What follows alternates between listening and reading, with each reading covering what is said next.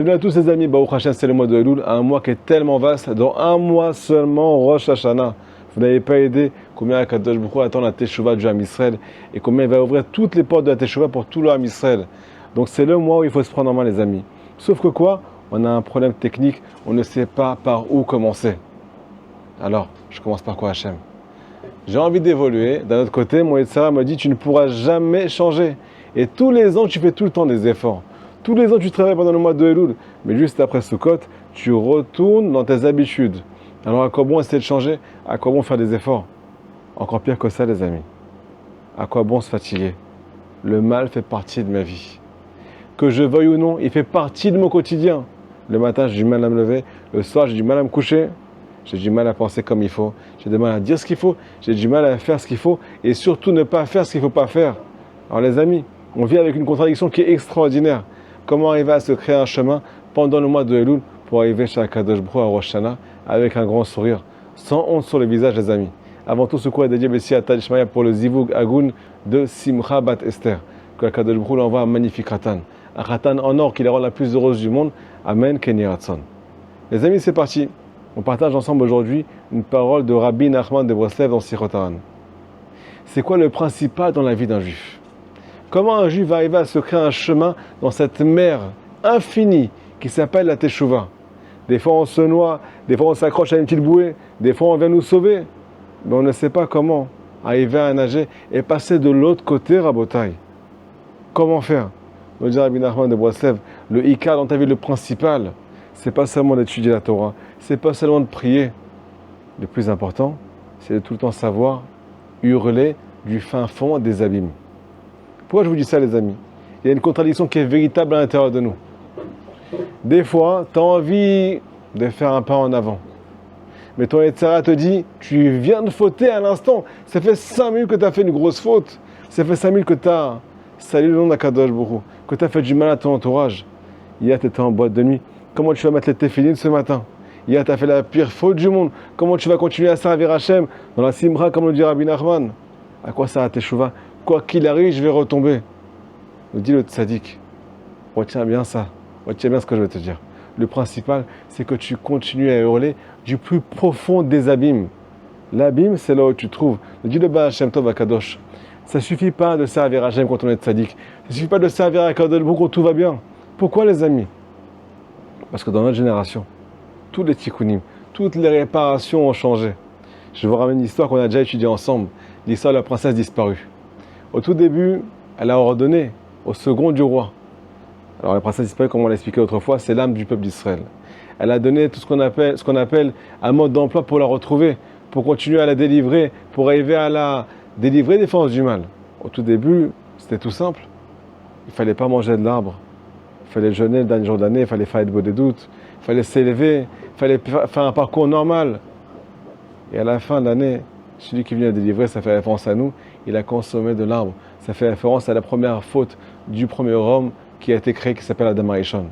Quand il a mangé de l'arbre, nos sages nous disent qu'en fait, le mal qui était à l'extérieur de nous, les amis, maintenant il est rentré à l'intérieur de nous. Qu'est-ce qui se passe? Eh bien, vu qu'il y a deux personnalités maintenant à l'intérieur de moi, et le bien et aussi le mal, je ne sais plus qui je suis. Ou bien des fois je me comporte comme l'un, des fois je me comporte comme l'autre. Mais j'aimerais tellement être entier. Mais on vous dévoile ici aujourd'hui que ça ne peut plus exister après la première faute originelle. Maintenant, le mal fait partie de notre vie. Tu vas faire une mitzvah, tu vas penser à des choses parfois qui sont impures, des fois qui sont malsaines.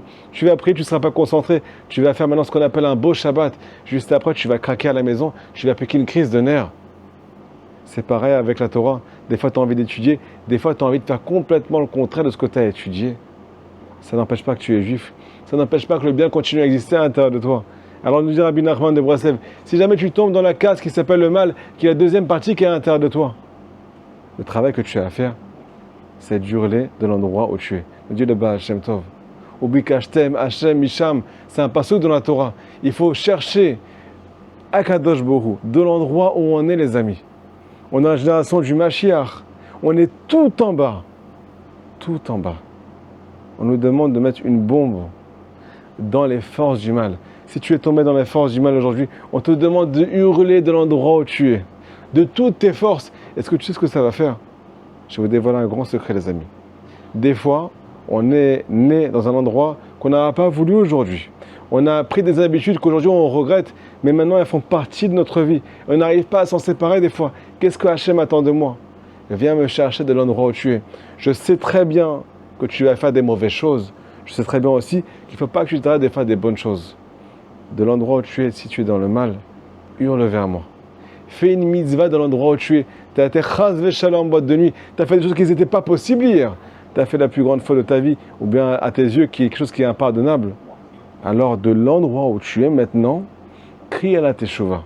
Fais là-bas des mitzvot de cet endroit-là. Pourquoi? Parce qu'il y a des étincelles de sainteté qui ont été éparpillées depuis la première faute de Adam Arishon, depuis la première faute du premier homme, qui sont éparpillées là-bas. Et quand tu fais une mitzvah dans l'endroit où tu te trouves aujourd'hui, qui à tes yeux est tellement bas, tellement sale, alors tu es en train de délivrer la présence divine qui est emprisonnée là-bas depuis la nuit des temps.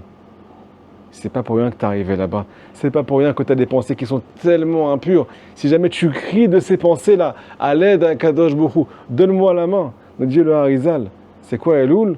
C'est Rachet Tevot, Ani les Dodi, Vedodi li.